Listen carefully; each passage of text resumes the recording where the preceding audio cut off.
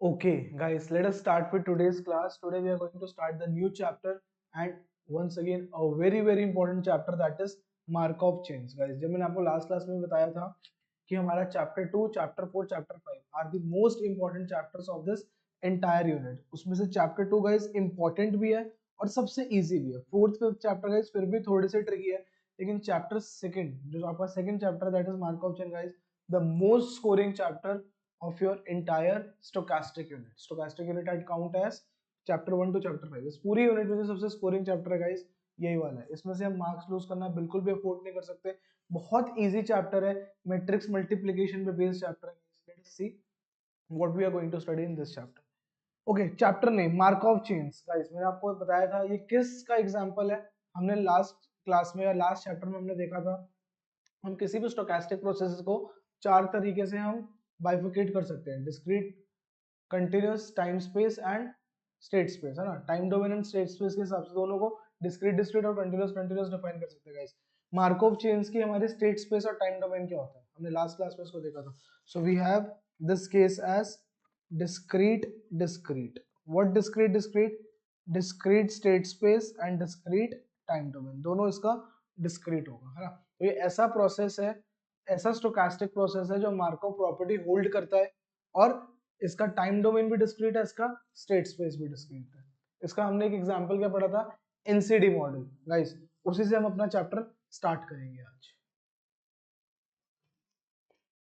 So you have been defined with one NCD model. Now I am giving you few seconds or just take 90 seconds. Have a look on have a look on this guys. जल्दी से इसको देखो, फिर discuss करते हैं क्या बोलना चाह रहे हैं इसमें। एक बार जल्दी से देखिए।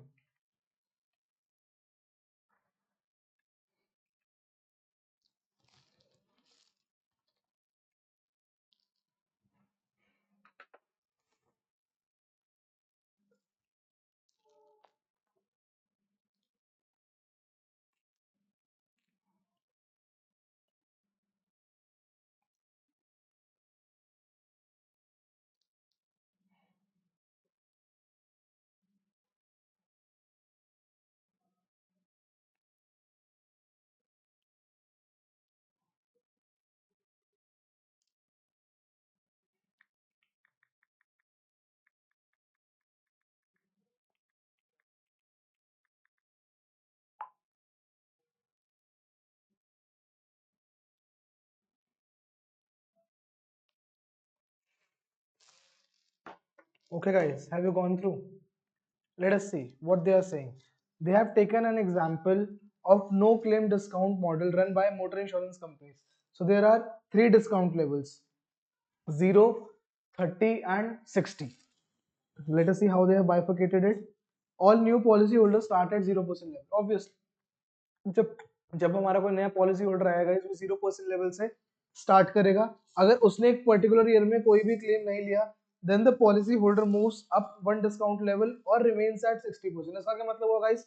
0% से स्टार्ट करा, अगर कोई क्लेम नहीं लिया उस पर्टिकुलर ईयर में तो 0 से 30% में मूव कर जाएगा।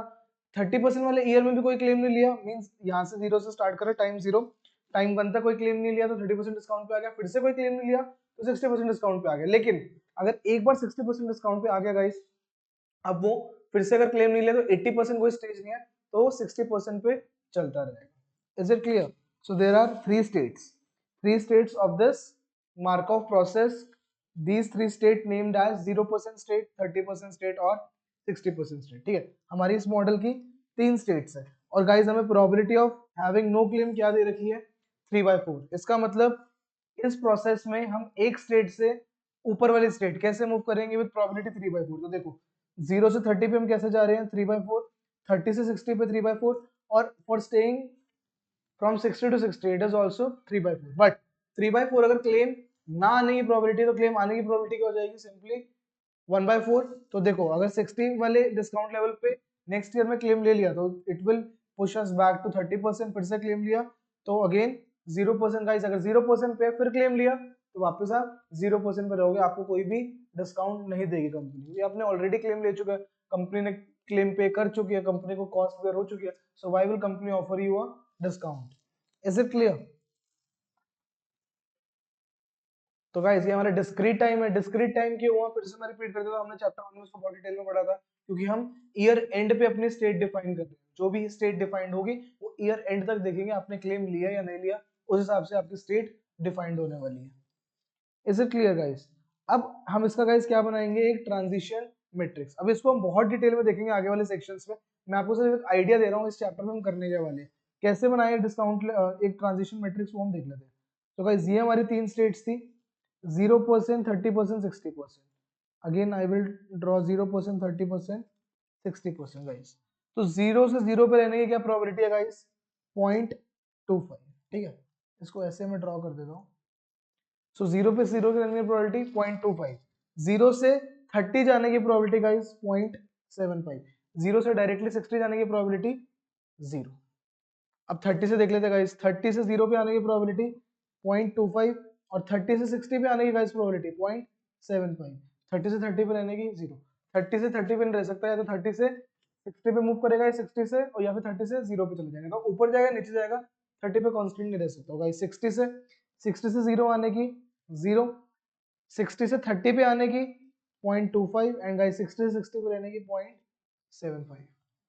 Is it clear, making sense और नॉट? तो वही हमारे ट्रांजिशन मैट्रिक्स बना रखे हैं। तो गाइस ये जो मैट्रिक्स हमने बनाया है इसको हम क्या बोलेंगे, हमारा ट्रांजिशन मैट्रिक्स। ट्रांजिशन मैट्रिक्स क्यों बोल रहे हैं, क्योंकि we are calculating probabilities of transmission of transition from one state to another. तो यहाँ पे हमारी तीन स्टेट्स क्या थी, 0%, 30%, 60%। तो ये हमारी ट्रांजिशन प्रोबेबिलिटीज को निकालने वाला एक मैट्रिक्स है गाइस। इसकी खासियत क्या है, इनकी सारी रोज का सम हमेशा क्या होना चाहिए, सारी रोज का सम हमेशा 1 होना चाहिए, 1 1 1। क्लियर? तो अगर आप देखोगे आपके हर एक रो का सम हमेशा 1 आना चाहिए, because we know sum of probabilities is 1। Clear यहां तक? चलें आगे। अब गाइस आएगा क्या आपको क्वेश्चन, अगेन इस सेक्शन में ऐसे आपको कुछ पढ़ाने रखा, आपको सिर्फ आइडिया दे रखा है कि हमने इस चैप्टर में पढ़ना क्या, मैं आपको बता देता हूँ। जो हमने ट्रांजिशन मैट्रिक्स बनाया उसको हमें हेल्प क्या करेगा, हम क्या निकाल लेंगे, अगर हमसे कोई पूछे what is the probability of moving from 0% state to 60% state in 3 years, in 3 years, मतलब 3 इयर्स में हम 0% से 30% मूव करना है, उसकी क्या प्रोबेबिलिटी है। तो गाइस उस केस में आप क्या करोगे, इस ट्रांजिशन मैट्रिक्स को 3 बार मल्टीप्लाई करोगे, क्योंकि गाइस अगर मैं आपको बोलूं एक साल में होने की क्या प्रोबेबिलिटी है, 0% स्टेट से 30% स्टेट पे, तो आप क्या दोगे आंसर, ऑब्वियसली 0.75। 0.75 प्रोबेबिलिटी है 0% से 30% पे आने की। ऐसा मैंने क्यों बोला, क्योंकि एक साल का हमें साफ साफ दिया हुआ क्लेम ना लेने की प्रोबेबिलिटी 75% है। तो अगर एक साल का ना लेने की क्लेम ना लेने की प्रोबेबिलिटी 0.75 है गाइस, तो एक स्टेट से दूसरी स्टेट 0% 30% स्टेट पे मूव करने की प्रोबेबिलिटी भी क्या हो जाएगी, 0.75। Is it clear? ऐसे हमें 3 साल, 5 साल, 7 साल जैसे मर्जी पूछ सकते हैं। अगर 2 साल बाद पूछा, so what I will be doing, I will be simply calculating P square. P square means P into P. तो गाइस हम यहाँ पे क्या करने वाले हैं, बहुत ज्यादा matrix multiplication, chapter 2, chapter 4, chapter 5, इसके अंदर हम बहुत एक्सटेंसिवली मैट्रिक्स मल्टीप्लीकेशन पढ़ने वाले हैं। ठीक है, तो आपको याद होना चाहिए मैट्रिक्स को मल्टीप्लाई कैसे करना है। हम एक दो क्वेश्चंस में भी बिल्कुल रिवाइज कर लेंगे कैसे करते थे हम मैट्रिक्स मल्टीप्लीकेशन। एनी डाउट्स कि क्या हम पढ़ने वाले हैं चैप्टर में? अगेन अभी तक मैंने आपको कुछ भी नहीं बताया, मैंने सिर्फ एक आपको आइडिया दिया एक एनसीडी मॉडल का, और ट्रांजिशन मैट्रिक्स हमने बनाना सीखा है। Clear, which is very straight forward. अभी हम देखते हैं आगे हम क्या देखेंगे इस चैप्टर में। So guys section 2 Chapman Kolmogorov equations. Guys chapter section 2, 3, 4 are not that important. असली चैप्टर हमारा स्टार्ट होगा सेक्शन 5 से, तो जल्दी जल्दी इसको हम निपटा देते हैं, जो इसके इंपॉर्टेंट पॉइंट्स है वो नोट कर लेते हैं। गाइस ये हम इक्वेशन लास्ट क्लास में देख के आए थे।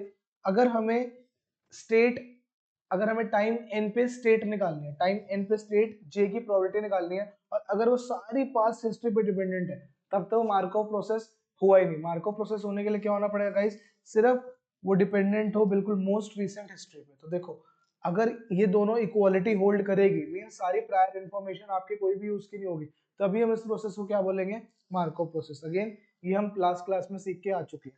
उसके बाद गाइस ये देखते हैं how they have written this into probability form.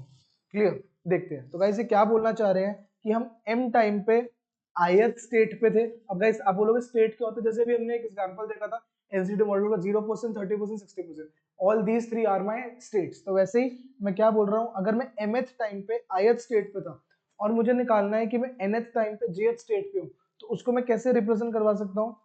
probability of going from ith state to jth state from time m to time n.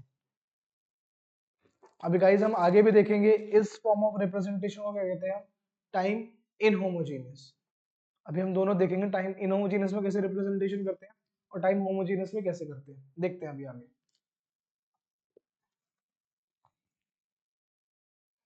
Is it clear guys? Again यहाँ पे वन स्टेप दिखा रहा है कि एक स्टेप की probability को कैसे रिप्रेजेंट करेंगे, सेम वे ही है, कोई भी डिफरेंस नहीं है। इसको देख लो एक बार गाइस, अगर कोई डाउट है तो पूछ लो। अगेन हम आज की क्लास थोड़ा सा स्लो चलेंगे, नेक्स्ट क्लास में हम बिल्कुल स्पीड अप करके क्वेश्चंस प्रैक्टिस करेंगे, क्योंकि आज की क्लास कॉन्सेप्ट वाइज बहुत इंपॉर्टेंट है।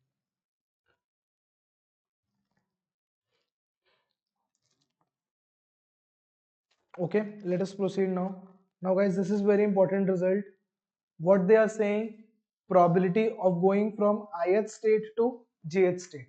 आपको ये पता लग गया आप ith state से jth state पे जा रहे हो from time m to time n, which will be equals to probability of going from ith to some kth state। k कुछ भी हो सकता है, ठीक है। मान लो अगर एक प्रोसेस में हमारी 10 स्टेट्स है, ठीक है, और हम probability निकाल रहे हैं going from first 1 to 9, probability of going from first state to 9th state from time m to time n. So guys, they are saying which will be equals to summation going from first state to some kth state from time m to some time l, where l will be in between m to n, ठीक है, and probability of going from kth state to 9th state from time l to time n, where l is lying between m and n.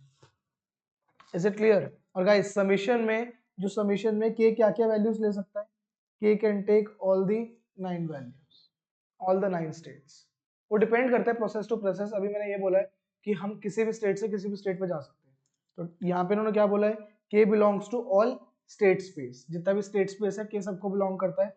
तो probability of going from i to j will be equals to going from i to k and k to j। Is it clear guys?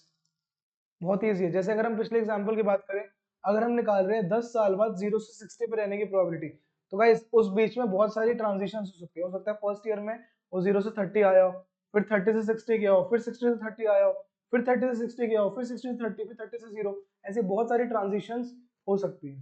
तो वही के state क्या belong कर रहा है, के कुछ भी हो सकता है। फाइनली हमें जो 9th ईयर की हम बात करेंगे, सॉरी nth ईयर की हम बात करेंगे, तो nth ईयर में वो 9th स्टेट पे होना चाहिए। स्टार्ट कहां से कर रहा है, टाइम m पे स्टार्ट कर रहे हैं, स्टेट 1 से। समझ आ रहा है गाइस? इसको बोलते हैं हम चैपमैन कोलमोग्रोव इक्वेशंस। इसके बारे में हम बहुत डिटेल में पढ़ेंगे चैप्टर 4 एंड चैप्टर 5 में। Clear till here? Any doubts?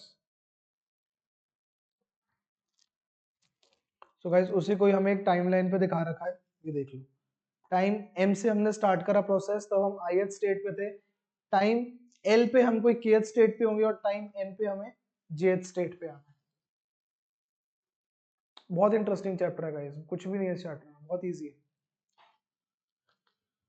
Okay, let us proceed now to the next section. Time homogeneous Markov chains. Guys, मैंने आपको CS2 के इंट्रोडक्शन में बताया था टाइम होमोजीनियस और टाइम इनहोमोजीनियस में क्या डिफरेंस है। Let me explain you this once again.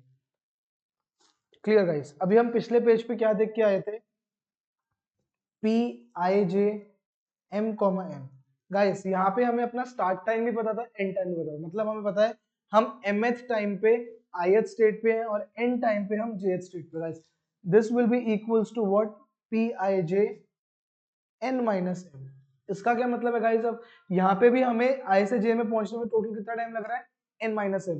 यहाँ पे भी हमें i से j में पहुंचने में टोटल टाइम कितना लग रहा है, n माइनस m। लेकिन गाइस डिफरेंस क्या है, दोनों में क्या डिफरेंस है? यहाँ पे हमें स्टार्ट और एंड टाइम पता था, लेकिन यहाँ पे हमें स्टार्ट और एंड टाइम नहीं पता। तो गाइस अगर टाइम डिपेंडेंट प्रोबेबिलिटीज होगी, अगर टाइम डिपेंडेंट प्रोबेबिलिटीज होगी उसको हम क्या बोलेंगे, टाइम इनहोमोजेनियस प्रोसेस।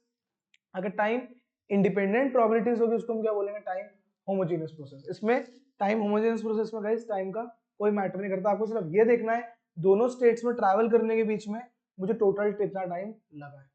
तो गाइस पूरा चैप्टर 5 उसी को डिस्टिंग्विश करेगा। जब हम मार्कअप जंप प्रोसेस पढ़ रहे होंगे, पूरा चैप्टर 4 में होमोजेनियस की बात करेंगे, और पूरे चैप्टर 5 में हम इनहोमोजेनियस के बारे में बात करेंगे। Is it clear guys? ये सब चीजें हम देख चुके हैं। अब वो क्या बोल रहे हैं, 1 ईयर प्रोबेबिलिटी को हम इस तरीके से भी दिखा सकते हैं, simply P I J, going from I state to Jth state in 1 time unit.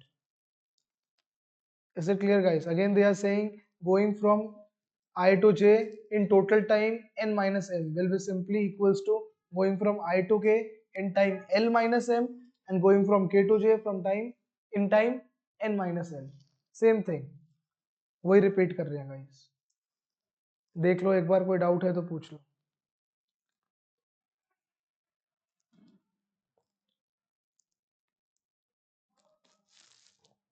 Clear?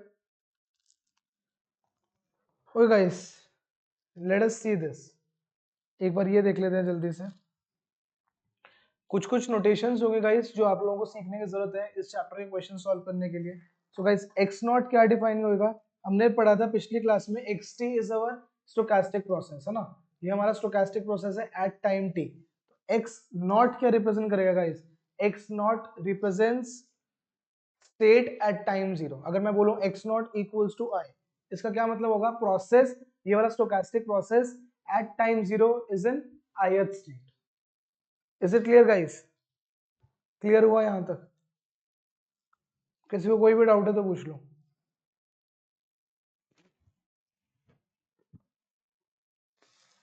अब गाइस अगर मुझे x1 निकालना है, x1 का मतलब क्या होगा, प्रोसेस किस स्टेट में होगा at time 1, that will be equals to x nought into p। बहुत इंपॉर्टेंट फॉर्मूला है। अगेन ये करते करते आपको समझ आ जाएगा, ऐसे इसको फॉर्मूले को लर्न करने की जरूरत नहीं है, बस मैं आपको समझाना चाह रहा हूँ कि x1 मतलब क्या हुआ गाइस, x नॉट जहां पे भी वो प्रोसेस जीरो स्टेट पे था that multiplied by transition matrix. जैसे अभी हम पढ़ के आए थे गाइस, कौन सा ट्रांजिशन मैट्रिक्स, एक एनसीडी मॉडल का जहां पे 3 स्टेट से 0, 30 एंड 60%। तो वहां पे अगर मुझे 1 साल बाद की प्रोबेबिलिटी निकालनी है या 1 साल बाद जानना है कि हमारा प्रोसेस किस स्टेट में होगा गाइस, तो सबसे पहले मुझे क्या जानने की जरूरत होगी, वो आज की डेट में कौन से स्टेट पे है। ठीक है, मान लो अगर हम नया स्टार्ट कर रहे हैं, नया एक पॉलिसी होल्डर को देखना स्टार्ट कर रहे हैं, मान लो वो अभी से ही 60% में था पिछले साल, और फिर हमें जानना है उसके नेक्स्ट ईयर वो किस स्टेट पे होगा, तो उसके लिए हमें करंट स्टेट पता होनी बहुत ज्यादा जरूरी है। तो क्या मतलब हुआ इन जनरल, आप इसको कैसे याद रख सकते हो भाई, X T plus one will be equals to X T into P. अब गाइज अगर मैं बोलूं, अगर आपको x2 निकालना है, x नॉट गिवन और x2 निकालना है, तो guys x2 will be equals to x nought into P square.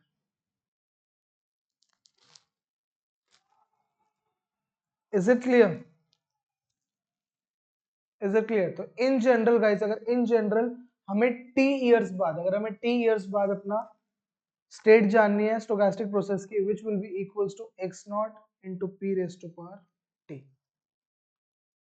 तो उस ट्रांजिशन मैट्रिक्स को हम गाइस t टाइम्स मल्टीप्लाई करवाते रहेंगे।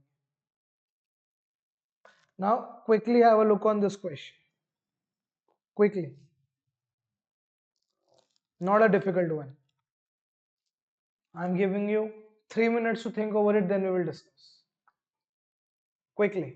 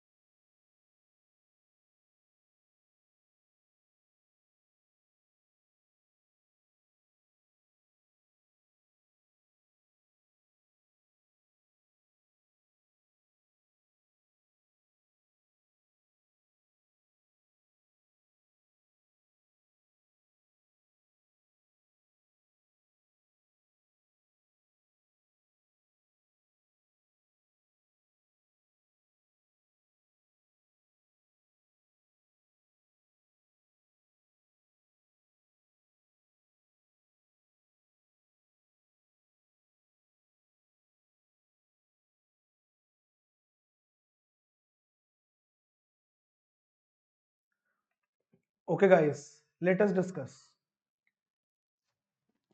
So, what the question is saying, for a time inhomogeneous process, the one-step transition matrices are dependent on time and can be labeled P n n plus one. अब आप बोलोगे अभी तो हम पढ़ के आए हैं कि x1 equals to x not into P. Guys ये कब है, जब हम टाइम होमोजीनियस के बारे में बात कर रहे हैं और हमें टाइम डिपेंडेंट प्रोबेबिलिटीज नहीं गिवन. लेकिन वो कह रहे टाइम डिपेंडेंट प्रोबेबिलिटीज है going from time n to time n plus 1.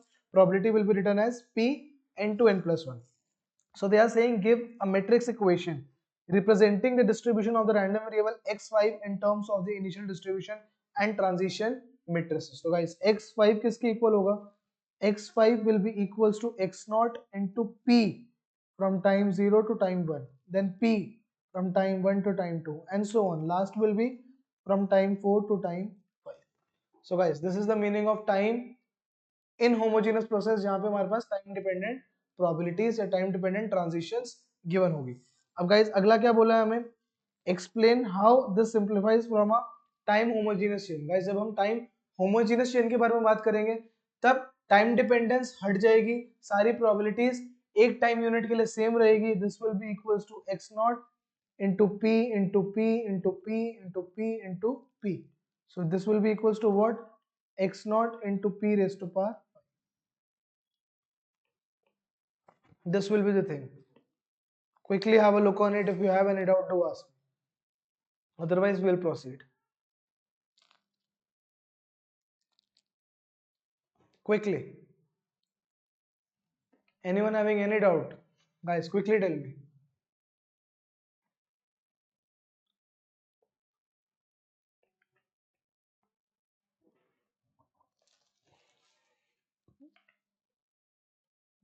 Okay, I have started receiving a lot of no's.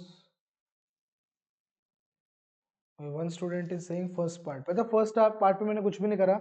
हमें फिफ्थ पॉइंट पे गाइस हमें क्या चाहिए था? डिस्ट्रीब्यूशन चाहिए था यूजिंग मैट्रिक्स इक्वेशन. तो मैंने क्या बोला कि इनिशियल पे मैं कहाँ पे हूँ? स्टेट जीरो पे. तो स्टेट जीरो के हम एक्सप्रेशन को कैसे डिफाइन करते हैं? X not. अगर मेरा ये टाइम होमोजीनियस होता, टाइम होमोजीनियस, तो मैं इसको सिंपली क्या लिख देता? Into P into P into P into P into P. Clear. But हमें टाइम होमोजीनियस ने बोला, हमें क्या बोला? टाइम डिपेंडेंट प्रोबेबिलिटीज है ना. हमें इससे क्या क्या बोला? x5 in terms of initial distribution and transition matrix. और हमें बोला हुआ है कि पूरी time dependent labelled as P N N plus one. तो इसका क्या मतलब हुआ कि अगर हमें टाइम 0 से टाइम 1 पे मूव करना है तो we have to use probability matrix as 0 to 1. तो वही मैंने लिखा है. ये वाला p क्या बन जाएगा? 0 1. ये वाला p 1 to 2. ये वाला p 2 to 3. ये वाला p 3 to 4 और last p 4 to 5. In this way. तो टाइम इनहोमोजेनियस क्या कहता है? आपको टाइम दिखाना पड़ेगा. अब हो सकता है वो आपको ये दे दे कि पहले 5 साल के लिए सारे ट्रांजिशन मैट्रिक्स सेम है, तो फिर हमारी इक्वेशन ये वाली यही आ जाएगी. लेकिन टाइम इनहोमोजेनियस के केस में it can be different as well, लेकिन टाइम होमोजेनियस के केस में we will assume they are same. Okay guys, now quickly move to this question. Quickly try to solve all the three parts we will discuss in next 3-4 minutes. Just do it very quickly.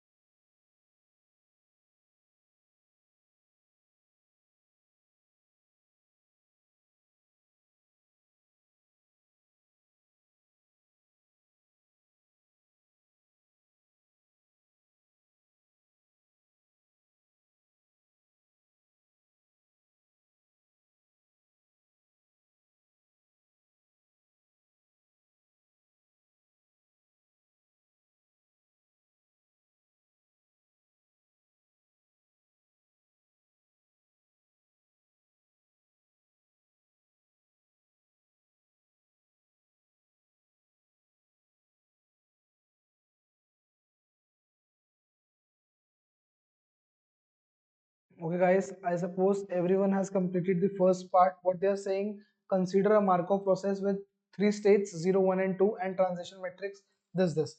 They are saying determine the value of P and Q. Guys, very easy because we know all the three rows sum should be 1, 1, 1, 1. Guys, पहले सबसे नीचे वाली रो से हमें P की value मिल जाएगी और फिर हम यहाँ पे पुट करेंगे तो हमें Q की वैल्यू मिल जाएगी. Guys, quickly answer in the chat section.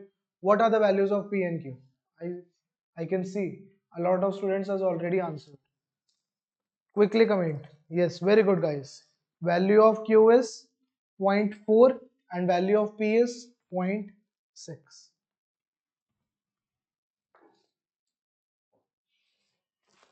P 0.6, Q 0.4 guys. Second part will take some time. So I will not say you to solve till Pij3. At least give me Pij2. Guys, what will be Pij2? Pij2 will be simply P into P. तो Pig2 का मतलब भी समझो guys, हम क्या निकालने की कोशिश कर रहे हैं, आई से जे में 2 टाइम यूनिट्स में पहुंचने की क्या प्रोबेबिलिटीज होगी. आई से जे मतलब I and J can take all these three values 0, 1 and 2. We will try to find out those probabilities from P square, P into P. Put values of P and Q and try to give me the transition matrix for P square in not more than 3 minutes. Guys, I suppose सबको matrix multiplication याद है. अगर नहीं याद तो you can look at on my screen. अगर याद है तो keep on continue doing it. So guys, given to us as P is given to us as 0.6, 0.4, 0, 0.5, 0, 0.5 and 0.1, 0.7, 0.2. ठीक है. तो गाइस हमने क्या निकालना है, पी स्क्वायर. तो इसमें मैं क्या मल्टीप्लाई कर दूंगा, 0.6, 0.40, 0.5, 0.5, 0.1, 0.7, 0.2. Clear guys. मैं आपको सिर्फ फर्स्ट रो कंप्लीट करवा देता हूँ, बाकी का मैट्रिक्स आप खुद कंप्लीट करोगे. ठीक है. सो गाइस, अगर मुझे सबसे पहले मेरी फर्स्ट रो चाहिए, ठीक है, अगर मैं पहले फर्स्ट एलिमेंट की बात करूं तो फर्स्ट एलिमेंट कैसे मिलेगा मुझे guys, this row into this column. So 0.6 into 0.6 will be 0.36 plus 0.4 into 0.5 which is 0.2 plus 0 into 0.1. Total will be 0.56. So this will be my first digit.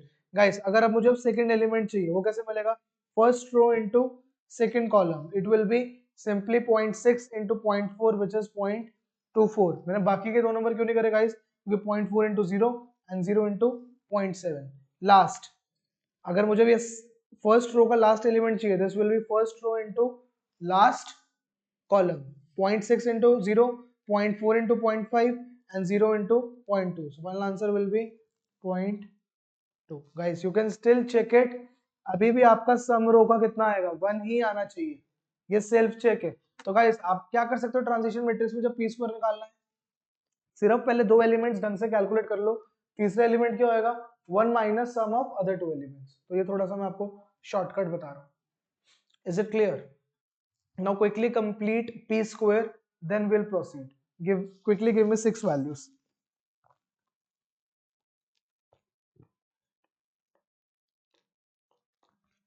Quickly give me other 6 values in the chat section in not more than 90 seconds. Quickly.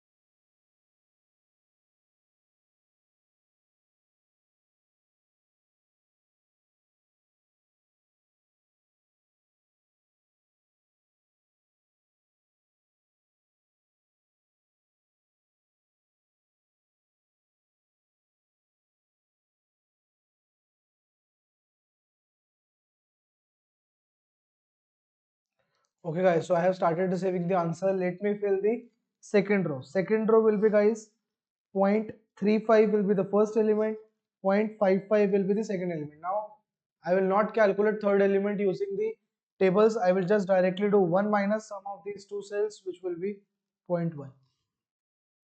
Is it clear guys? या तो आप ऐसे कर सकते हो या फिर एक और तरीका मैं आपको बताऊं, आप कैलकुलेट कर लो, आपके लिए सेल्फ चेक हो जाएगा कि 0.1 ही आना चाहिए मेरा, otherwise I am doing something wrong. दोनों तरीके आपके पास करने के लिए, ठीक है? क्योंकि अगर आप इसको कैलकुलेट कर लोगे और फिर 1 नहीं बन रहा तो आपका एक सेल्फ चेक हो जाएगा, लेकिन अगर आप डायरेक्टली 1 माइनस ये दोनों एलिमेंट्स करोगे तो आपको सेल्फ चेक वाला फैक्टर खत्म हो सकता है। तो मैं आपको यही बोलूंगा अभी के लिए आप नॉर्मल मल्टीप्लाई करके करो और फिर सेल्फ चेक करने के लिए आपको पूरे रो का सम 1 आना चाहिए। Okay, let me give you answer for the last row. It will be 0.43, 0.18 and 0.3।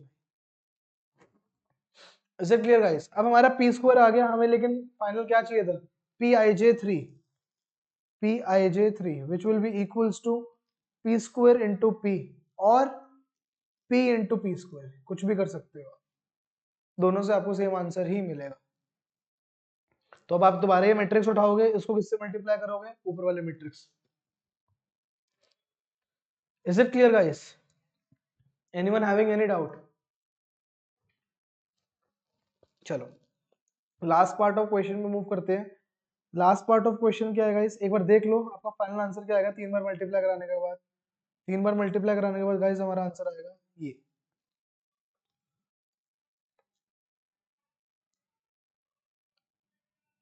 So guys अगर मैं इस 3 को ईयर से डिनोट करूं, फॉर एग्जांपल अगर मैं इस 3 को ईयर से डिनोट करूं तो ये मैट्रिक्स आपको क्या बता रहा है? इनके आगे स्टेट्स लिख लो, 0 1 2, ये तीन स्टेट्स दी थी ना हमें, 0 1 2, ठीक है, 0 1 2 0 1 2।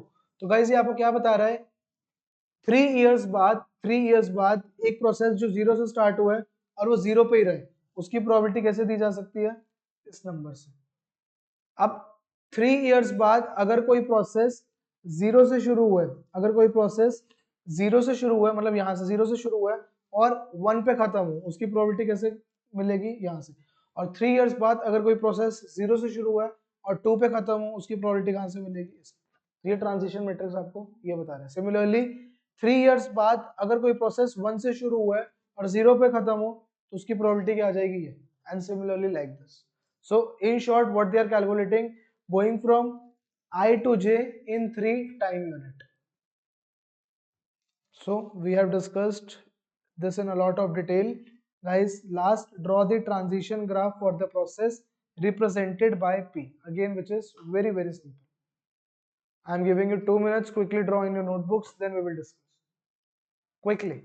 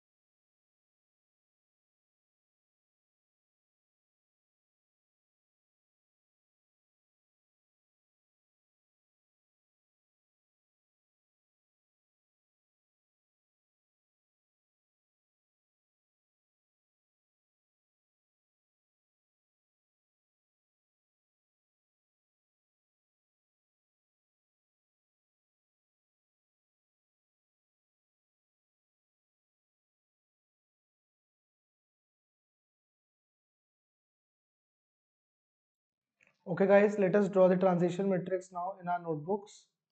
So there are 3 states given, 0, 1 and 2. You will write in this form, ठीक है? आप ऐसे भी लिख सकते हो, आप normally ऐसे, मतलब आपकी मर्जी है guys, आप ऐसे भी लिख सकते हो 0, 1 and 2, ठीक है? आपकी मर्जी है। अब गाइज आपको क्या देखना है, किस किस स्टेट से किस किस स्टेट पे हम जा सकते हैं, वो कैसे देखोगे? वो पहला ट्रांजिशन मैट्रिक्स देखोगे, ठीक है? सो 0 1 2 0 1 2, I can see, I can go from 0 to 0 and 1, from 1 to 0 and 2, and from 2 to all the 3 states. Clear? So guys, accordingly I will make the transition lines. So from 0 to 1 and 1 to 0। एक तो ये possible है और 0 से 0 possible है, 0 से 2 possible नहीं है, ठीक है। फिर 1 से गाइस हमने क्या देखा था, 1 से क्या क्या पॉसिबल था, 1 से हमारा 0 पॉसिबल था और 1 से ही हमारा 2 भी पॉसिबल है, लेकिन 1 से 1 पॉसिबल नहीं है गाइस। लास्ट 2 से 2 भी पॉसिबल है, 2 से 1 भी पॉसिबल है और 2 से 0 भी पॉसिबल है। बस अब हम इसके कॉरेस्पॉन्डिंग प्रोबेबिलिटीज लिख देंगे, हमारा ट्रांजिशन कर्व कंप्लीट हो जाएगा। 0 से 0 पे रहने की क्या प्रोबेबिलिटी थी, 0.6। 0 से 1 पे आने की क्या प्रोबेबिलिटी थी, 0.4 गाइस। 1 से 0 पे आने की क्या प्रोबेबिलिटी थी, 0.5। और 1 से 2 पे जाने की क्या प्रोबेबिलिटी थी गाइस, सेम 0.5। 2 से 0 पे आने की क्या प्रोबेबिलिटी थी, क्या गिवन है हमें क्वेश्चन में, 0.1। 2 से 1 पे आने की क्या प्रोबेबिलिटी गाइस हमें गिवन है, 2 से 1 पे आने की गिवन है हमें 0.7। एंड गाइस 2 से 2 पे रहने की क्या प्रोबेबिलिटी गिवन है, 0.2। अब गाइस मैं आपको एक बहुत इंपॉर्टेंट इन्फॉर्मेशन देने जा रहा हूँ, ध्यान से उसको अपने कॉपीज पे आप लिख सकते हो। ऑलरेडी हम उसको ट्रांजिशन मैट्रिक में पढ़ चुके हैं, अब मैं आपको ट्रांजिशन ग्राफ में बता रहा हूँ उसको कैसे ध्यान रखना गाइस। जब भी आप किसी स्टेट पे हो उसमें टोटल आउटगोइंग लाइंस का सम हमेशा 1 होना चाहिए, क्योंकि गाइस देखो 0 से कितनी लाइंस निकल रही है, या तो 0 से 0 या 0 से 1, उनका सम कितना है, 0.6 प्लस 0.4 विल बी 1। 1 से कितनी लाइंस निकल रही है, दो, एक 0 पे और एक 2 पे, तो 0 वाली कितनी है 0.5, 2 वाली कितनी है 0.25, सम कितना हो गया 1। अब 2 से कितनी लाइंस निकल रही है गाइस, या तो 0 से 2, इसको रेक्टेंगल बना देते हैं, 0 से 2, 0 से सॉरी 2 से 0, 2 से 2, 2 से 1 और 2 से 0, इनका सम भी कितना हो गया 1।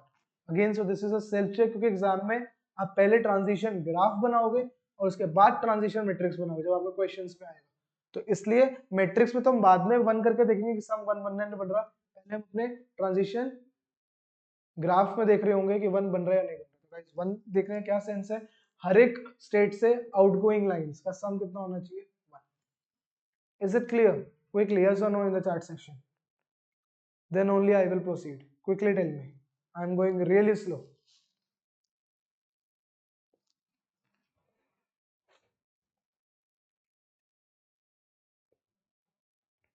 Okay, I have received a lot of yeses.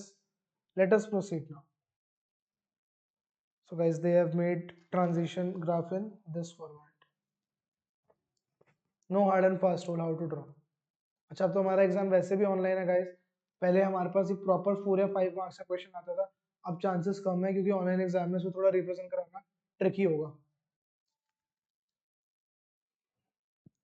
Okay, let us move to next section. Again guys, mark this section is not as important because ये हम बहुत ज़्यादा डिटेल में चैप्टर 5 में पढ़ेंगे।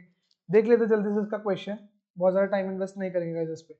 अगेन वो सेम चीज़ कह रहे हैं, x nought equals to 0, xn इक्वल्स टू xn minus 1 plus yn। Guys ये याद है कौन सा प्रोसेस होता है, हमने कल की क्लास में देखा था CS2 के, कौन सा प्रोसेस होता है, जनरल रैंडम वॉक। और इसमें अगर हम बोल दें जो yn है वो सिर्फ +0 और +1 -1 ले सकता है, तो उस केस में वो गाइस कौन सा होता है, सिंपल रैंडम वॉक। लेकिन यहाँ पे 0 और 1 ले रहा है तो ये सिंपल रैंडम वॉक नहीं है, इसको हम जनरल रैंडम वॉक रखेंगे गाइस। अब वो क्या बोल रहा है, जो xn-1 से मतलब प्रोसेस टाइम n-1 से n पे जा रहा है, तो वो या तो +1 जाएगा, कितने +1 अगर जाता है, अगर वो टाइम 1 फिक्स्ड है, मतलब फर्स्ट टाइम की बात करें तो 1/4 है, और इन जनरल उसका फॉर्मूला क्या है, 1/6 1 plus xn/n।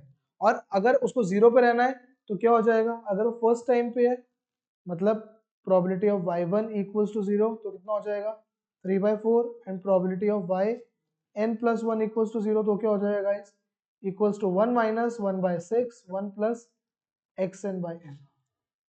Is it clear guys? तो इस तरीके से हम इसको ड्रॉ कर सकते हैं, तो वही हमें दिया हुआ है।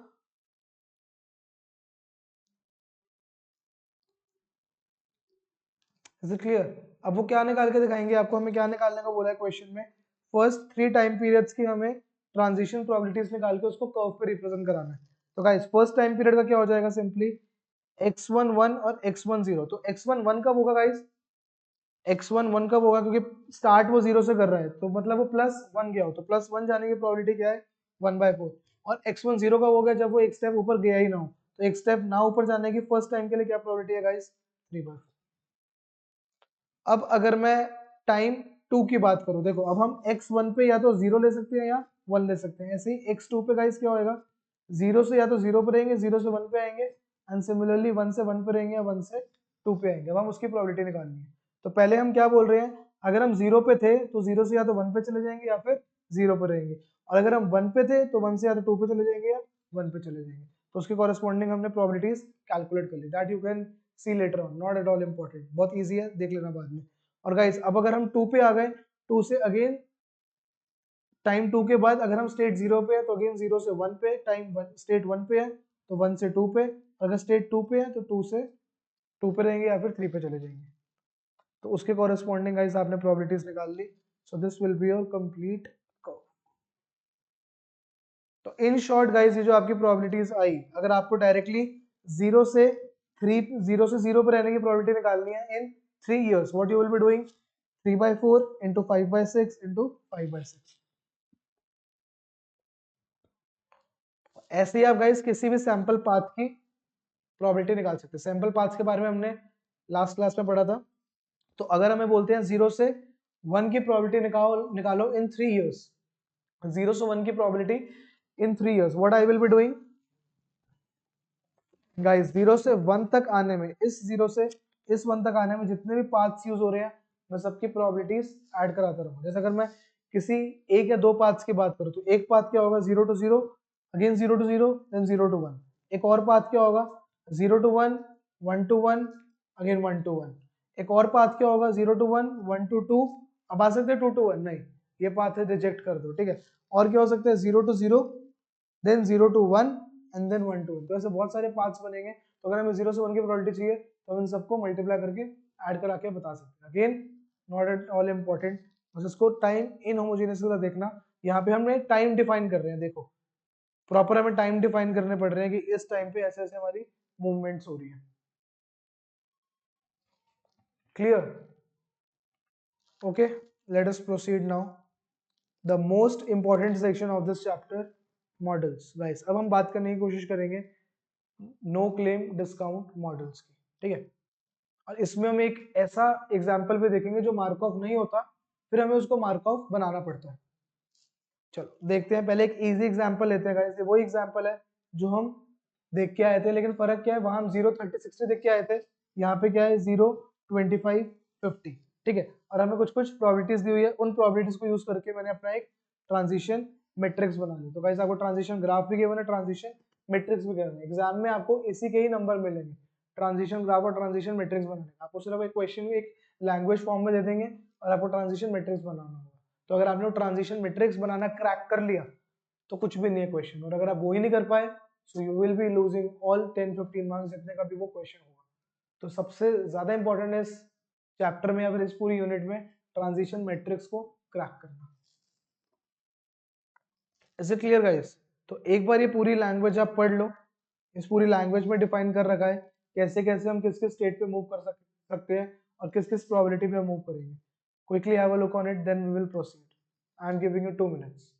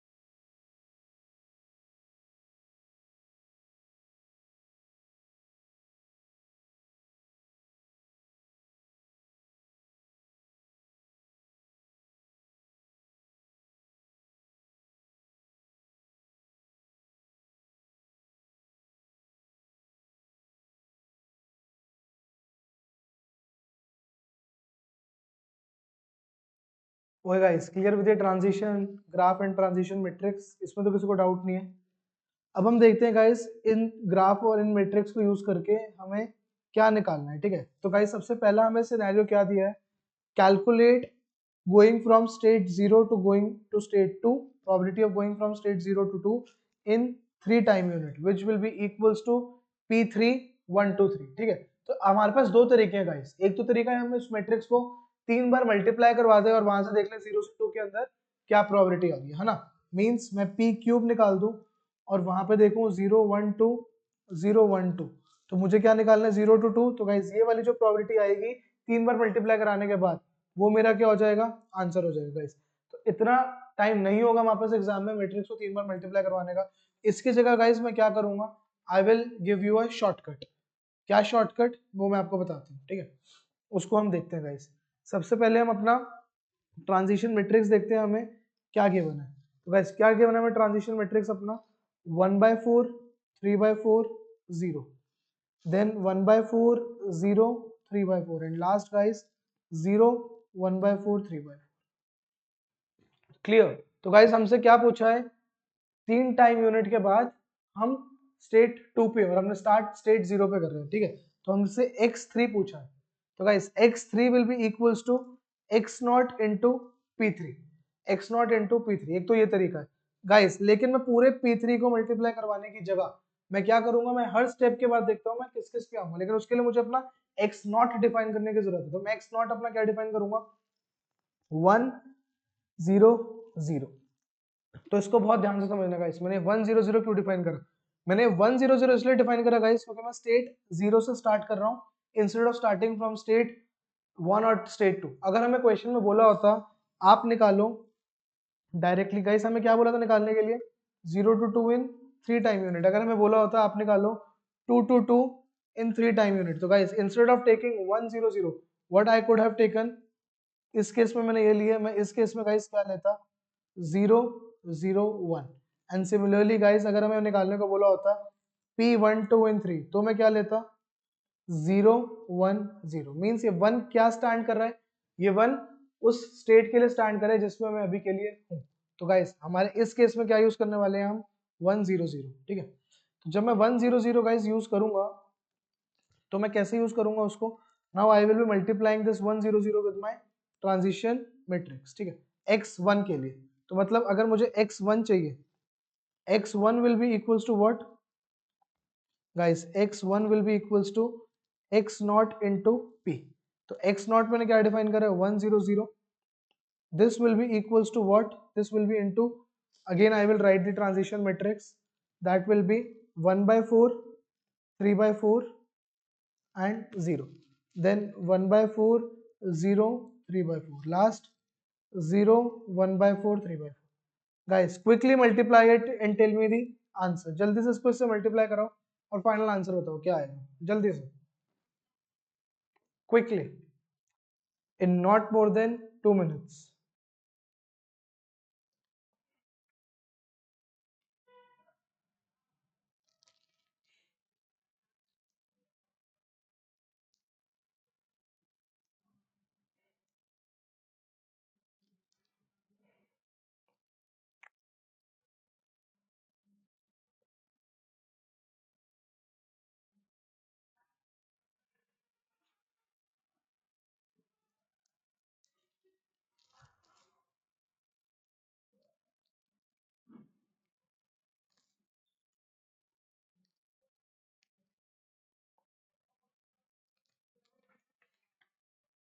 Okay, I have started receiving the answers. Guys मैं आपको बता देता हूँ इसको कैसे मल्टीप्लाई करना है। So there are only one row here, so first row into first column, that's it. First row into first column, it will give us 1/4 0 0, 1/4 0 0। Is it clear guys? So first row into first column, sorry, 1/4 0 0 नहीं आएगा guys, first row into first column will give me first number, so first row into first column will give me first number which is 1/4, then single row here this into this, it will give me second element which will be equals to 3/4 and last will be 0, sum is 1, that means it is tallied। अब guys x 2 निकालने के लिए आप क्या करोगे, again इसको p से multiply कराओगे, ठीक है। जब हम इसको p से मल्टीप्लाई कराएंगे गाइस, x1 इंटू पी, तो मेरा क्या आ जाएगा गाइस, मेरा क्या आ जाएगा, मैं simply I will be doing 1/4 3/4 0 this into this matrix again. Now tell me क्या आएगा आपके,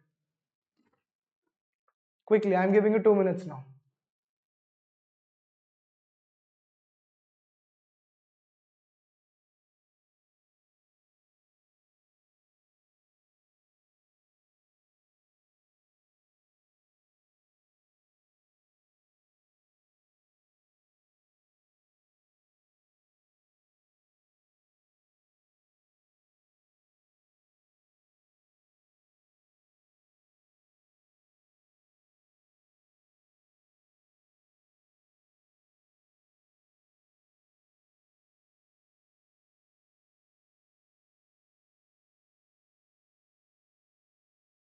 okay, I have started receiving the answer now.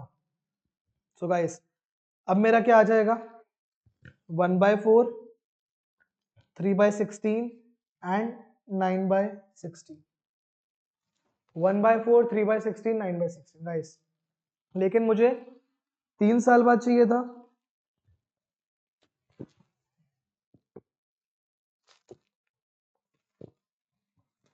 अब मैं क्या करूंगा गाइस, इसको फिर से p से मल्टीप्लाई कराऊंगा लाइक गाइस। लेकिन जब मैं अब मल्टीप्लाई करवाऊंगा, मुझे क्या मेरे पहले 2 एलिमेंट्स चाहिए, नहीं चाहिए, मुझे क्या चाहिए, मेरे सिर्फ 50% या फिर स्टेट 2 वाली प्रोबेबिलिटी। तो गाइस इन पहले 2 नंबर को मैं क्या लिख दूंगा, डैश या फिर स्टार, ठीक है, डैश डैश, और गाइस मुझे सिर्फ ये प्रोबेबिलिटी चाहिए, है ना।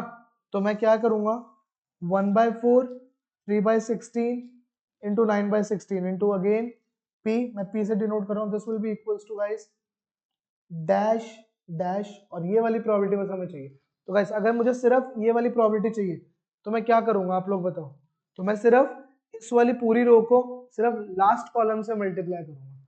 तो जब मैं इस पूरी रो को लास्ट कॉलम से मल्टीप्लाई करूंगा गाइस, मेरे पास आंसर आ जाएगा 9/16। तो मेरा फाइनल आंसर क्या होगा guys, probability going from state 0 to state 2 in 3 years will be equals to 9/16। तो देखो इससे फायदा क्या हुआ, मुझे पूरे पूरे मैट्रिक्स को 3 बार मल्टीप्लाई नहीं करवाना पड़ा, मुझे पूरे पूरे मैट्रिक्स को 3 बार मल्टीप्लाई नहीं करवाना पड़ा, उसमें बहुत टाइम वेस्ट होगा। इंस्टेड मुझे सिर्फ इस एक सिंगल 1/3 मैट्रिक्स को 3/3 मैट्रिक्स से मल्टीप्लाई करवाना पड़ रहा है, ठीक है। तो मेरी पहली साल की मूवमेंट आ गई, फिर उसको मैंने दोबारा मल्टीप्लाई करा, मेरे पास सेकंड ईयर की मूवमेंट आ गई, फिर मैंने एक और बार मल्टीप्लाई करा, और एक और बार जब मैं लास्ट बार मल्टीप्लाई कराऊंगा, मैंने पहले 2 एलिमेंट्स निकालने की जरूरत ही नहीं समझी। क्यों नहीं जरूरत समझी, क्योंकि मुझे सिर्फ चाहिए ही मेरी 0 से सेकंड स्टेट की मूवमेंट, और अगर मुझे 0 से फर्स्ट स्टेट की मूवमेंट चाहिए होती तब मैं सिर्फ अपना बीच वाले एलिमेंट निकालता और फर्स्ट और लास्ट एलिमेंट को डैश कर देता। Any doubts to anyone, quickly tell me. Again I am going really slow, let us practice one more question. एक और क्वेश्चन देखते हैं, इसी तरीके से आपको अच्छे से समझ आ जाए। Try to do this question guys, quickly try to do this question.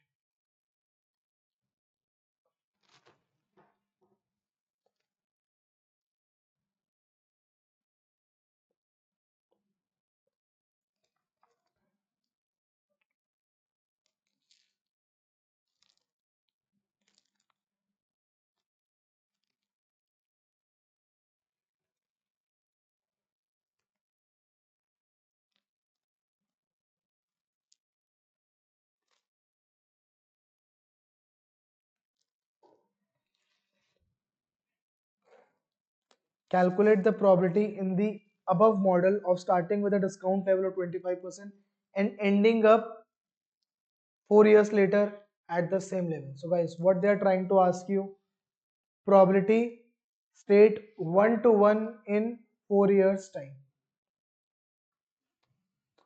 Probability of moving from 1 to 1 or of staying in 1 to 1 in 4 years time. तो guys, मैं start कैसे करूँगा? I will be starting like again x1 will be equals to x naught into p. p हमने वही use करना है transition matrix. x naught क्या define करूँगा गाइस अब मैं 0 1 0 0 1 0। और गाइस पहले मैंने 3 बार मल्टीप्लाई कराया था, मुझे 4 बार मल्टीप्लाई कराना, जब मैं फोर्थ टाइम मल्टीप्लाई करा रहा हूँ तो मुझे सिर्फ मिडल नंबर से मतलब है, तो जब फोर्थ टाइम मल्टीप्लाई करा रहा हूँ तब I will keep dash and I will be only interested in the middle value. Try to do it. I am giving you 4 minutes this time. 4 minutes, then we will discuss the final answer for this question. Don't look at the book, guys. This is for self practice.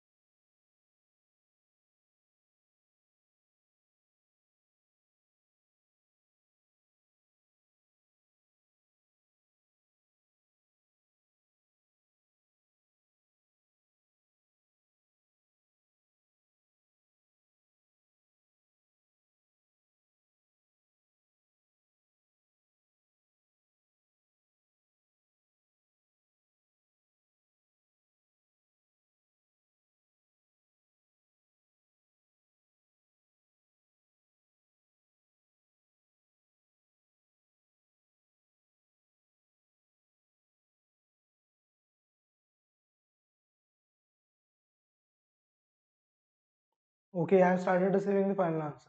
Very good speed, guys. So let me show you. तो guys क्या करा हमने, 010 से start करा और इसको p से multiply कराया. फर्स्ट ईयर के बाद मेरी क्या movement I, this second year के बाद दिस, थर्ड ईयर के बाद दिस. गाइस लास्ट ईयर निकालने के लिए मैंने क्या करा, मुझे इन दो की जरूरत नहीं है, मैंने इस पूरा जो मेरा मैट्रिक्स आया ये 1 क्रॉस 3 का जो मैट्रिक्स है, इसको मैं सिर्फ गाइस किससे मल्टीप्लाई कराऊंगा, इस पूरे मैट्रिक्स को मैं सिर्फ मिडल कॉलम से मल्टीप्लाई कराऊंगा, because I need only one element. I am only interested in one element at 25%. Because मेरे से क्या पूछा है कि हम 4 इयर्स बाद उसी स्टेट पर है, तो मुझे ये दो नंबर निकालने की जरूरत नहीं है, मैं डायरेक्टली ये कैलकुलेट कर सकता हूँ. Quickly have a look on it, guys. I am giving you 60 seconds more. If you have any doubt, do ask me. Otherwise, we'll proceed quickly.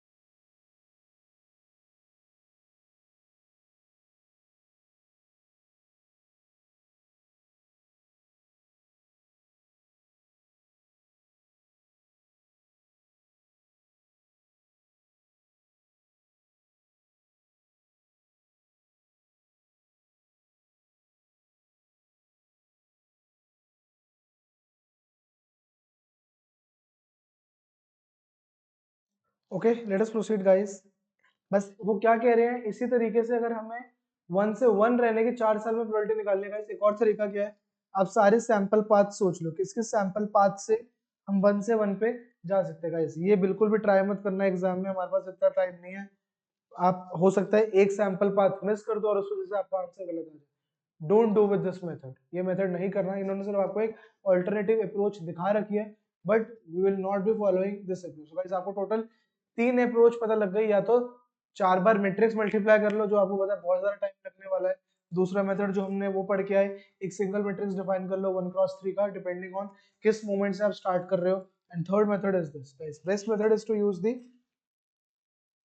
This one. तो गाइस ये और matrix multiplication almost same method है, लेकिन यहाँ पे हम पूरा matrix multiply नहीं करा रहे हैं, हम सिर्फ उस मैट्रिक्स को मल्टीप्लाई करा रहे हैं जिसकी मोमेंट हमारे लिए इंपॉर्टेंट है। Is it clear? चलो एक और एग्जांपल डिस्कस करते हैं before binding. Guys again market very very important, ठीक है? तो मैं आपको 5 मिनट्स दे रहा हूँ, एक बार ये पूरा मॉडल गाइस गो थ्रू करो, फिर इसको डिस्कस करते हैं, ठीक है? एक बार इस मॉडल को गो थ्रू करो, फिर हम डिस्कस करते हैं इसको कैसे सॉल्व करना है।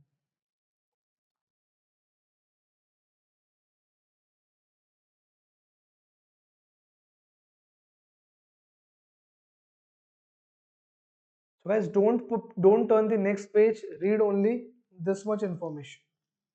ये इंफॉर्मेशन रीड करके अपना ट्रांजिशन ग्राफ और ट्रांजिशन मैट्रिक्स बनाने की कोशिश करो। और देखो बना पा रहे हो आप? Quickly try it. There are 4 states now. Quickly try it. We will discuss in next 3-4 minutes.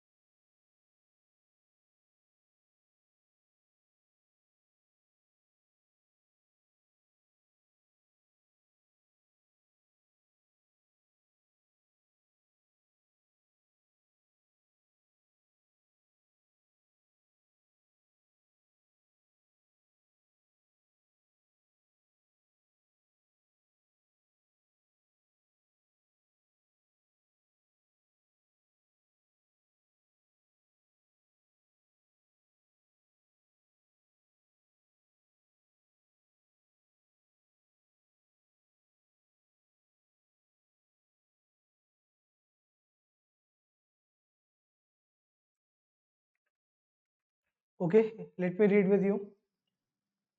Modify the previous model as follows. There are now 4 levels of discount: 0%, 25%, 40%, 60%. The rules for moving up the discount scale are as below. But in the case of claim during the current year, the discount status move down 1 or 2 steps. Guys, अब वो क्या बोल रहे हैं? Discount level 2 step से भी down जा सकता है, ठीक है? According to whether or not the previous year was claim free or not. So guys, ये अगली इंफॉर्मेशन बहुत ध्यान से समझना. So the discount level next year depends on the number of claims during this year and last year. If there is a claim this year, अगर वो कह रहे हैं इस ईयर में क्लेम है हमारा, then we move down 1 level if last year was claim free and 2 levels if there was a claim last year. Guys, क्या बोल रहे हैं हम कि अगर हमारा पिछला साल क्लेम फ्री था और अगले साल हम क्लेम ले रहे हैं तो एक लेवल डाउन होगी, लेकिन अगर पिछले साल क्लेम लिया और अगले साल फिर से क्लेम ले रहे हो तो हम आपको 2 लेवल डाउन भेजेंगे, ठीक है? तो इसका मतलब है अगर गाइस हम एक एग्जांपल पकड़ते हैं 25% पे, तब आप क्लेम लोगे तो एक लेवल डाउन आ गए 0% पे आ गए, ठीक है? उसके बाद आप उसके नेक्स्ट ईयर चाहे एक क्लेम लो चाहे 2 क्लेम लो, 0% से नीचे तो जा ही नहीं सकते, ठीक है? इसका काम कहानी खत्म, इस पे कोई इंपैक्ट नहीं आएगा। अब हम आते हैं, अगर हम 40% लेवल पे, अगर हम एक क्लेम लेते हैं तो हमें 25% पे जाना है, और अगर हम अगले साल फिर से क्लेम लेते हैं, समझ आया? ये फिर से रिपीट करो। ओके चलो एक बार मैं दोबारा रिपीट करता हूँ सारी स्टेट्स के लिए, ठीक है? 0% पे है तो एक क्लेम फ्री ईयर हो, एक क्लेम वाला ईयर हो, 2 क्लेम वाले ईयर हो, हमें 0 पे रहना है, ठीक है? इसकी तो कहानी खत्म। अगर हम 25% पे है गाइस, अगर हम 25% पे है और अगर हम इस साल क्लेम ले तो 0% पे आ गए, फिर से कहानी खत्म। अब अगर गाइस हम 40% पे, अगर इस साल हमने क्लेम लिया तो हम 25% पे, अगर फिर से क्लेम लिया तो क्या कह रहे हैं वो 2 लेवल डाउन चले जाओगे, लेकिन हम वापस लेवल ही एक बचा है तो अगेन 0% पे आ जाएंगे। लेकिन गाइस कहानी 60% पे इतनी इजी नहीं होने वाली, अब ध्यान से समझना। अब ध्यान से समझना गाइस, ये वाली जो मैं प्रॉपर्टी बोल रहा हूँ ये मार्कऑफ प्रॉपर्टी ब्रेक करेगी। अगर अब हम 60% पे हैं और अगर हम क्लेम लेते हैं अगले साल, तो गाइस हम किस पे आ जाएंगे, 40% पे, ठीक है। लेकिन अगर हम 40% पे आके फिर से क्लेम लेते हैं तो गाइस अब हम डायरेक्टली 0% पे चले जाएंगे, 25% पे नहीं जाएंगे। लेकिन अगर हम 40% वाली स्टेट पे 25% से आए, देखो 40% वाली स्टेट में हम 25% से भी आ सकते हैं ना, कैसे, क्योंकि अगर 25% पे हूं मैं और फिर अगले साल क्लेम नहीं लेता तो मैं 40% पे चले जाऊंगा, लेकिन फिर से क्लेम ले लेता हूं तो अब मैं 45 से कहां जाऊंगा, 40 से कहां जाऊंगा, 25 पे। तो इसका मतलब है 40 से मैं 25 पे भी जा सकता हूँ और 0 पे भी जा सकता हूँ। वो डिपेंड किस पे कर रहा है कि मैं 40 पे कहां से आया हूँ। अगर मैं 40 पे 60 से आया हूँ तो मैं 0 पे चले जाऊंगा, लेकिन अगर मैं 40 पे 25 से आया तब मैं अगेन 25 पे आऊंगा। So guys this is breaking my Markov property. Why, क्यों तोड़ रही है ये, मैं फिर से रिपीट कर रहा हूँ गाइस, क्योंकि 40% से अगले ईयर में किस स्टेज पे जाऊंगा ये मोस्ट रिसेंट हिस्ट्री पे डिपेंड नहीं कर रहा है, ये 1-2 साल की हिस्ट्री पे डिपेंड कर रहा है। इज इट क्लियर, समझ आया? अगर नहीं समझ आया तो एक बार हम यहां से भी समझ लेते हैं। एक बार इस पोर्शन को पूरा रीड आउट करो गाइस, जल्दी से यहां तक रीड आउट करने की कोशिश करो।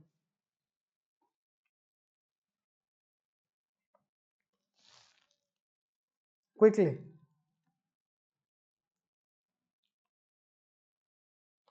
तो 40% वाली जो स्टेट है गाइस वो हमें दिक्कत दे रही है।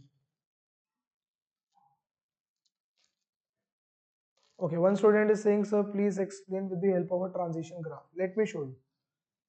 So, 0%, 25%, 40% and 60% guys. अगर मैं इन 4 स्टेट से अपना काम करता तो देखो 0 से 25 पे जा सकता है, 25 से 0 पे, 0 से 0 पे, 25 से 40 पे, 40 से 25 पे, 40 से गाइस 60 पे आ सकता है, 60 से 60 पे भी रह सकता है, लेकिन 60 से 40 पे आएगा। अब गाइस 40 से 25 पे भी जा सकता है और 40 से 0 पे भी आ सकता है, ठीक है गाइस। लेकिन 40 से वो कहाँ पे जाएगा आगे, वो किस पे डिपेंड कर रहा है कि 40 पे आया कैसे, समझ पा रहे हो? अगर 40 पे वो 25 से आया था, मतलब पिछला साल अगर क्लेम फ्री था तो फिर वो वापस 25 पे जाएगा। लेकिन गाइस अगर 40 पे वो 60 से आया, 40 पे अगर वो 60 से आया तो फिर वो डायरेक्टली 0 पे जाएगा। समझ आया? तो ये वाली 40% वाली स्टेट मुझे तंग कर रही है और ये मेरे प्रोसेस को मार्क ऑफ नहीं होने दे रही, तो मुझे इस 40 वाली परसेंट वाली स्टेट को स्प्लिट करना पड़ेगा, वो भी हम देखते हैं। But before that again quickly have a look on this. बहुत ध्यान से समझना गाइस, एग्जाम में हमें कैसे समझना है कि मार्कोव है या नहीं है। तो ये वाला पैरा पढ़ के आपको समझ आएगा कि ये वाला प्रोसेस मार्कोव क्यों नहीं है।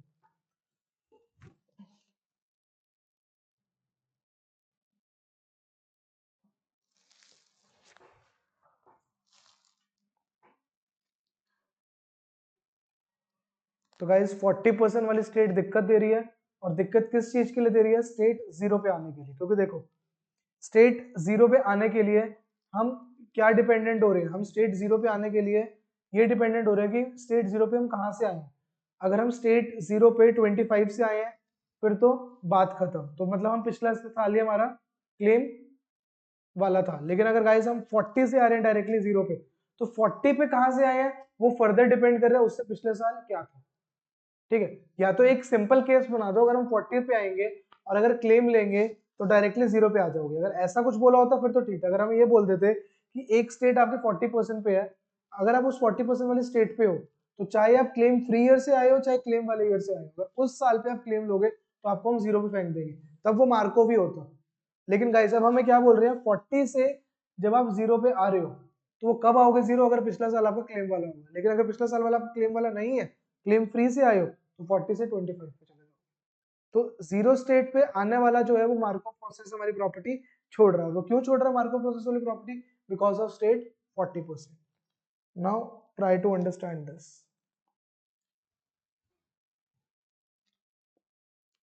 What they are saying that if you are on state 1 at time n-1, ठीक है, n-1 को मान लो टाइम 1 पे आप स्टेट 1 पे हो, ठीक है, मैं इसको टाइम बोल रहा हूँ और नीचे स्टेट लिख रहा हूँ। टाइम 1 पे स्टेट 1 पे हो। स्टेट 1 क्या था गाइस हमारा, हमारे पास कितनी स्टेट्स हैं, 0 1 2 3, ठीक है। स्टेट 1 है हमारा 25% डिस्काउंट, ठीक है, इसको ब्रैकेट में लिख लो 25% डिस्काउंट। अच्छा ये स्टेट है, यहाँ पे लिख लो 25% डिस्काउंट। टाइम 1 पे मैं 25% वाली डिस्काउंट के स्टेट पे हूँ, ठीक है। अब टाइम 2 पे अगर मैं 40% वाली स्टेट पे चला जाऊं, ठीक है, और फिर मैं बोलूं जीरो पे आने की प्रोबेबिलिटी क्या है, टाइम 3 पे 0% पे आने की प्रोबेबिलिटी वो क्या दी हुई है हमें, जीरो। ऑब्वियसली अगर पिछला साल मेरा क्लेम फ्री था तो मैं जीरो पे नहीं आ सकता, लेकिन अगर मैं टाइम 3 से शुरू करूंगा इस n-1 पे, मैं स्टेट 3 पे हूं, मींस टाइम 1 पे, अब दूसरा एग्जांपल क्या ले रहे हैं हम, 60% वाली स्टेट पे है। टाइम 1 पे हम 60% वाली स्टेट पे हैं, दैट इज स्टेट 3 60%, ठीक है। और उसके बाद मैं उसके अगले साल में क्लेम ले लेता हूं और मैं 40% पे जंप कर जाता हूं, विच इज स्टेट 2। अब अगर आपने क्लेम लिया तो आपको हम डायरेक्टली जीरो पे फेंक देंगे और वो प्रोबेबिलिटी ग्रेटर देन जीरो है। तो गाइस देखो, स्टेट जीरो पे आने के लिए आपको 1 साल से ज्यादा की हिस्ट्री लग रही है, तो इसलिए वो प्रोसेस मार्कओव नहीं है। अब हमने इस प्रोसेस को मार्कओव बनाना है, तो हम अपनी 40% वाली स्टेट को स्प्लिट कर देंगे। कैसे करेंगे, चलो देखते हैं। सो गाइस अगेन 0%, 25%, 40%, एक स्टेट ले लेते हैं और एक स्टेट ले लेते हैं 40% डैश, और एक स्टेट 60% छोड़ते हैं, ठीक है। तो गाइस अगर जीरो पे हूँ, क्लेम ले लिया तो जीरो पे रहूंगा, क्लेम नहीं लिया तो 25 पे, 25 पे क्लेम लिया तो जीरो पे, 25% से क्लेम नहीं लिया तो 40%, और अगर 40% से भी क्लेम नहीं लिया तो 60% से 60% पे भी क्लेम नहीं लिया तो 60% पे ही रहूंगा। Is it clear guys? अब अगर इस 40% पे जो मैं आया था वहां से क्लेम ले लिया तो 25% पे चले जाऊंगा। लेकिन गाइस अगर इस 60% से मैंने क्लेम लिया तो मैं यहां नहीं जा रहा, मैं उसको ब्रेक करके क्या बोल रहा हूँ, आप इस 40% डैश वाले स्टेट पे चले जाओ। अब आपने क्लेम लिया तो अब आप जीरो पे आ जाओ। तो गाइस अब देखो, अब जीरो पे आने के लिए क्या मार्को प्रॉपर्टी होल्ड हो रही है, अब बिल्कुल हो रही है। क्यों हो रही है गाइस, क्योंकि इस जीरो पे आने के लिए हमने 40% वाले स्टेट्स को ब्रेक कर दिया। तो अगर वो इस वाले 40% से जीरो पे आ सकता है, नहीं, और इस वाले 40% से वो 25% पे नहीं जा सकता। तो गाइस ये दोनों है सेम स्टेट ही, ये दोनों है सेम स्टेट ही, लेकिन हमने इसको बस स्प्लिट कर दिया मार्को प्रॉपर्टी होल्ड रखने के लिए। तो अब 0% वाली स्टेट की प्रोबेबिलिटी निकालने के लिए मुझे सिर्फ मोस्ट रिसेंट हिस्ट्री की जरूरत है, दैट इज या तो वो पिछले साल 0% पे हो सकता है, या वो पिछले साल 25% पे हो सकता है, या वो पिछले साल 40% डैश पे हो सकता है। और गाइस अब इस 40% डैश पे वो कैसे आएगा, इस 40% डैश पे वो सिर्फ 60% से आ सकता है, 25% से नहीं आ सकता। Anyone having any doubt, do ask me in the chat section. Then I will proceed with the transition matrix and other things.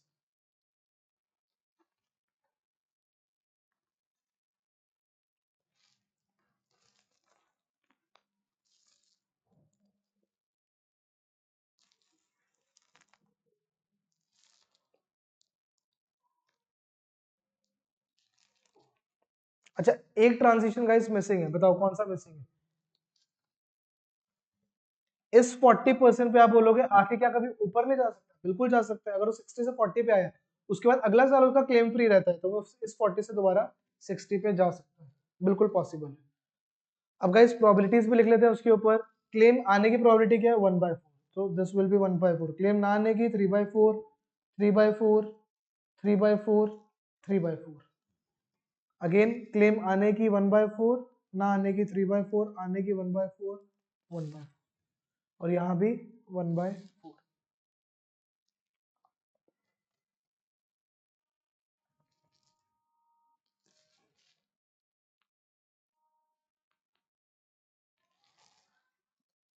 Any doubts? Anyone having any doubts? Quickly ask me. किसी को अगर doubt है इस transition matrix में और मैंने अपने states क्यों ब्रेक करी?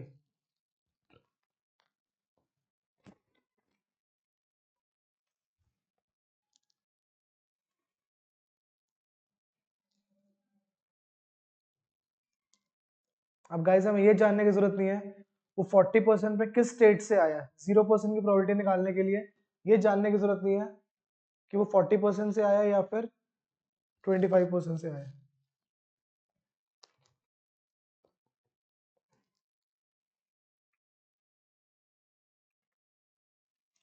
Okay guys, now you can just draw it's transition matrix. I can suppose कि आप ट्रांजिशन मैट्रिक्स बना सकते हो।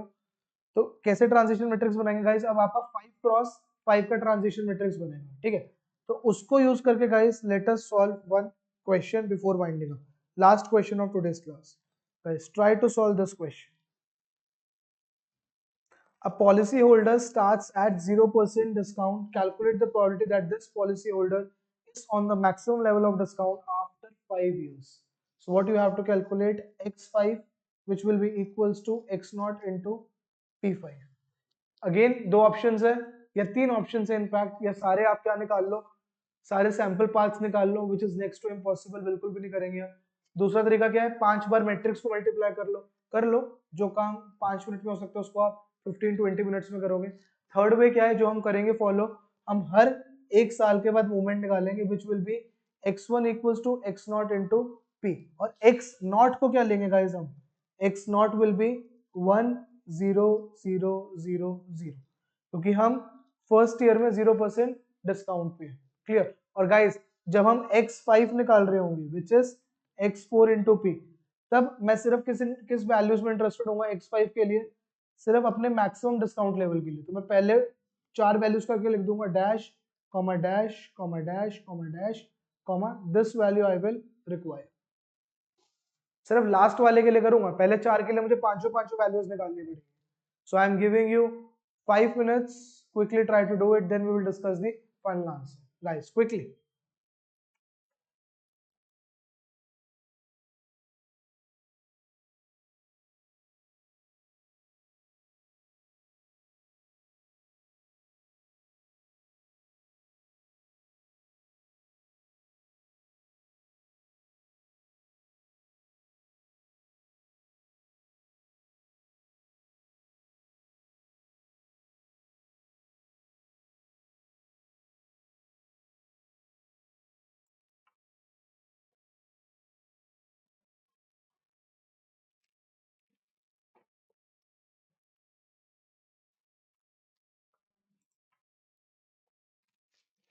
Quickly solve it guys.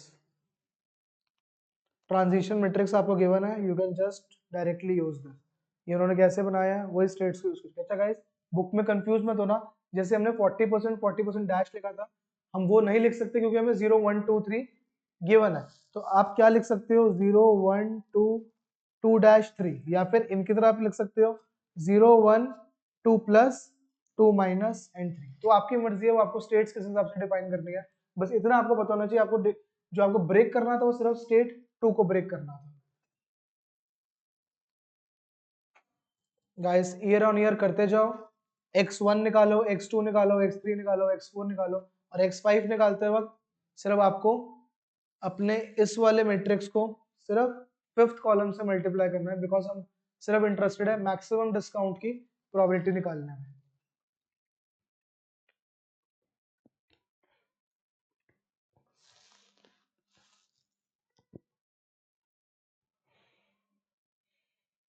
Okay, I have started receiving the final answers. Nice speed, students. Last 60 seconds, guys. This should not take more than 5 minutes. 1 minute for each transition. हर एक transition को, हर एक साल के transition के लिए 1 minute, not more than that. You can use your calcs as well.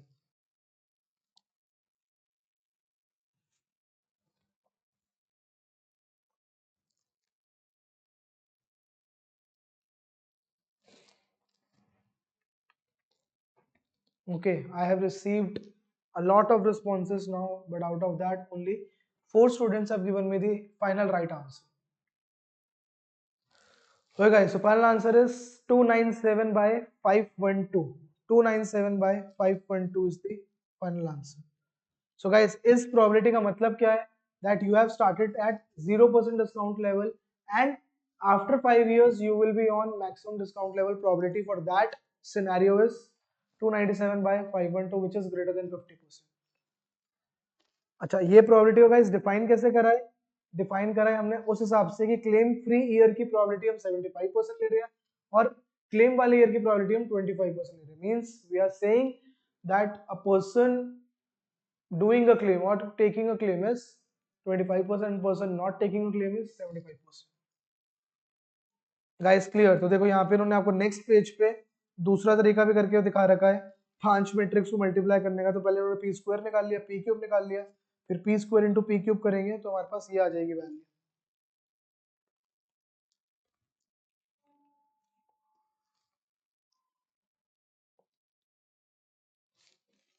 Guys is it clear? Quickly yes और no in the chat section.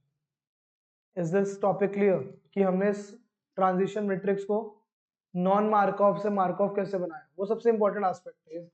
Multiplication वगैरह आप लोग सब कर लो. जो सबसे ज्यादा सीखने वाली चीज थी वो यही थी कि हमने अपनी 40% वाली स्टेट को कैसे ब्रेक करा और क्यों ब्रेक करा. तो सबसे पहला इंपॉर्टेंट काम है क्यों ब्रेक करा.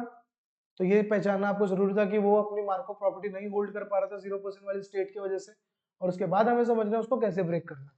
सो गाइस आज की क्लास के बाद आप लोग ये वाला सेक्शन भी जरूर रीड कर लेना. आपको और ज्यादा डिटेल में बता रखा है. ऑल्दो हमने सारा डिस्कस कर लिया बट फिर भी पूरा कॉन्सेप्ट पक्का करने के लिए ये वाला सेक्शन में रीड कर लेना. Okay, then let us do till here only. We will discuss from here on from tomorrow. Clear? It will take guys 2 more classes at least.